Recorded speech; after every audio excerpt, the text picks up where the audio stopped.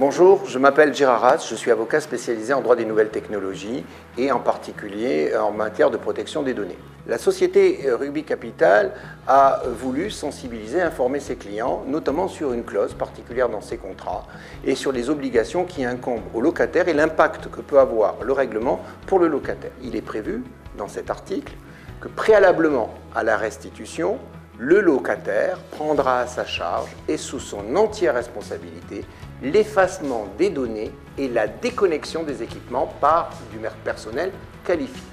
Eh bien, on comprend à partir de là qu'il y a une question à se poser sur le sort des données stockées dans le matériel loué lors de sa restitution. Dans ces conditions, le locataire doit s'assurer de l'effacement de ces données avant de restituer au loueur le matériel et il doit aussi s'assurer de l'absence de données stockées dans le matériel. Le loueur a deux statuts. En tant que sous-traitant, le loueur de matériel IT a 6 obligations. Premièrement, il va conseiller et aider le locataire de matériel dans sa mise en conformité. Ensuite, il va répondre aux sollicitations du locataire sur le traitement qu'il met en œuvre pour son compte. Il va l'alerter sur les contraintes qui sont liées à la réglementation dès lors qu'il en a connaissance et notamment de savoir s'il y a des données à caractère personnel. Il mettra en place des mesures techniques et organisationnelles pour protéger les données personnelles que va manipuler le loueur ou auxquelles il aura accès. Il l'alerte en cas de survenance d'une faille de sécurité et il tient un registre d'activité réalisé pour le compte du locataire.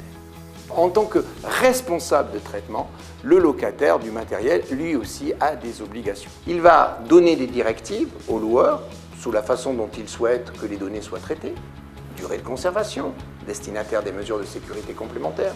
Il va délivrer l'information sur les traitements de données qu'il met en œuvre et obtenir, si besoin, le consentement des personnes pour la réalisation de certaines opérations et il désignera un délégué à la protection des données. Il tiendra un registre des activités de traitement effectuées grâce au matériel loué. Il mettra en place des mesures de sécurité techniques et organisationnelles nécessaires à la réalisation du traitement. Il mènera des études d'impact sur les traitements si ces derniers peuvent présenter un risque pour les personnes concernées.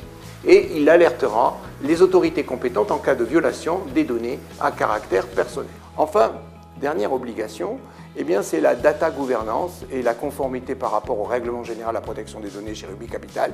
Il faut savoir que Rubis Capital, en amont, a mis en place un diagnostic de l'existant, mis en place des registres et a désigné un délégué à la protection des données. En définitive, et en tant que professionnel du droit, il me semble qu'avec Rubis Capital, on peut contractualiser en toute sécurité.